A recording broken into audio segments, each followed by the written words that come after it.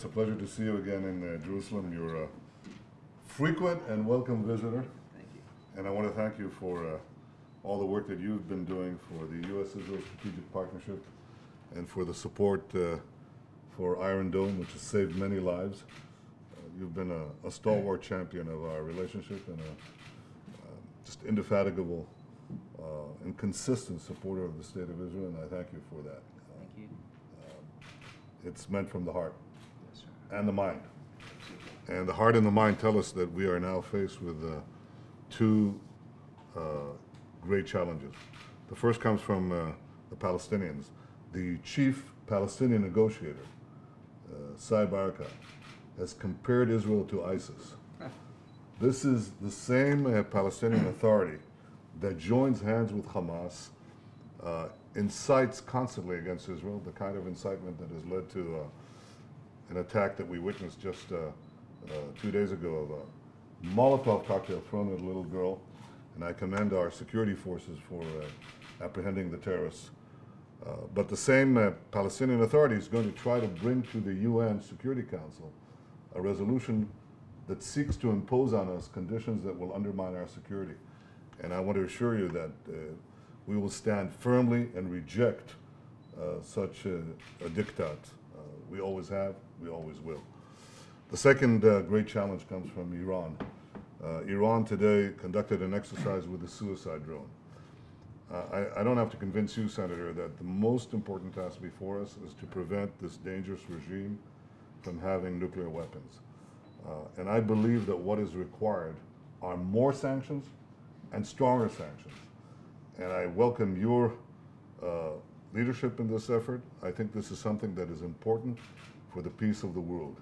You know, there are moments in history when nations have to stand firm. Israel stands firm on both sides and on both issues. And I welcome you again to Jerusalem. Thank you very, very much. Thank you. I'll do this in English rather than Hebrew, if that's okay with you. Well, we're open for, it would be for surprises. It'd be a very short news conference. Number one, I wanted to come here in the most desperate way before the new Congress reconvenes to let you and the people of Israel know that the United States Congress, above all entities in America, has your back in a very bipartisan way. The Republican Party now runs the House and the Senate, and things will be a bit different, but one thing will be constant. There will be bipartisan support in the areas you just outlined.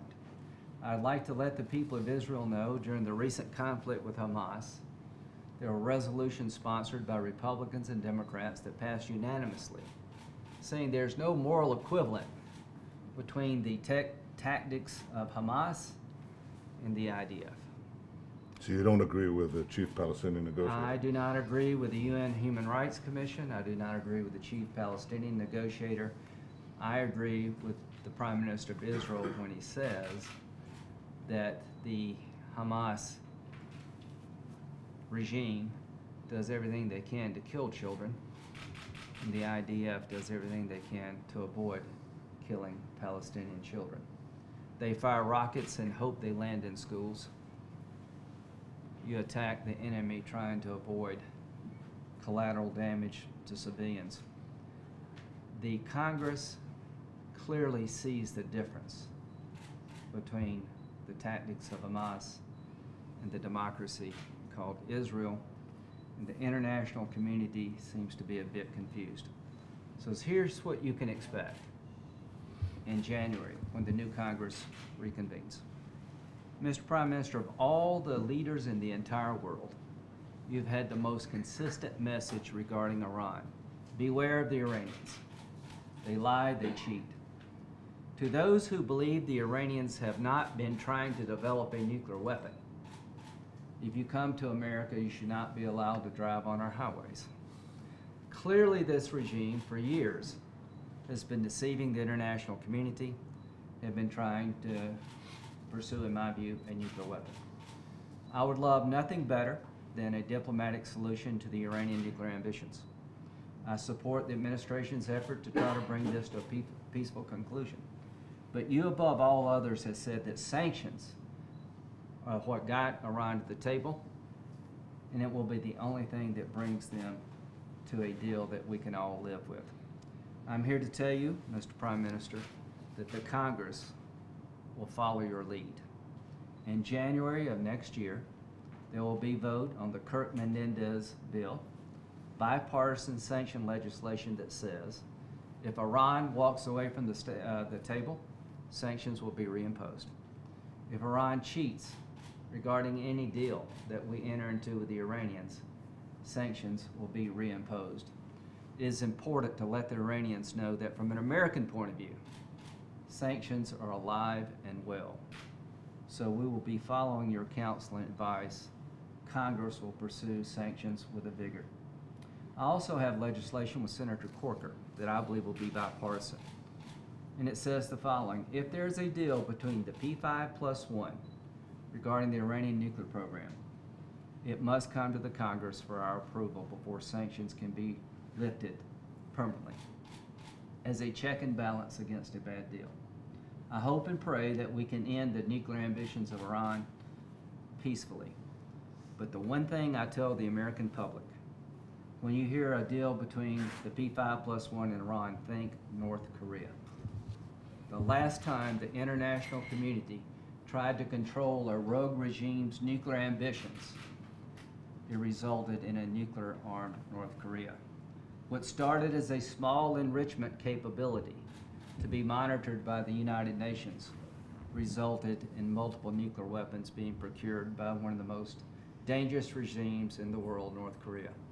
I fear above all else, Mr. Prime Minister, that if a deal is done between the P5+1 that allows an enrichment capability to be given to the Ayatollahs in Iran, that we will suffer the same fate. You will see a very vigorous Congress when it comes to Iran. You will see a Congress making sure sanctions are real and will be reimposed at a drop of a hat. You will see Congress wanting to have a say about any final deal. As to the United Nations and the Congress, you will see the following. There will be a violent pushback if there's any effort by the UN Security Council to set the terms of peace negotiations, avoiding direct talks. President Obama in 2011 said the United Nations was not the right venue when it came to discussing the peace process and reaching a two-state solution. I agree with what President Obama said in 2011. Any effort by the French, the Jordanians, or anyone to avoid direct negotiations between the Israelis and the Palestinians over the peace process, anyone who tries to take this to the UN Security Council, there will be a violent backlash by the Congress that could include suspending funding to the United Nations. We will not sit back and allow the United Nations to take over the peace process. So on behalf of the American Congress, the people of South Carolina, I am honored to be in your country yet again. And what brings me here so many times is common and shared values and common and shared enemies. The fate of one country determines the fate of the other. God bless the people of Israel, and you can count on the United States Congress, Republican and Democrat, to be there for you when you need us the most. Thank you, Senator. Appreciate it very much. Thank you. Thank you.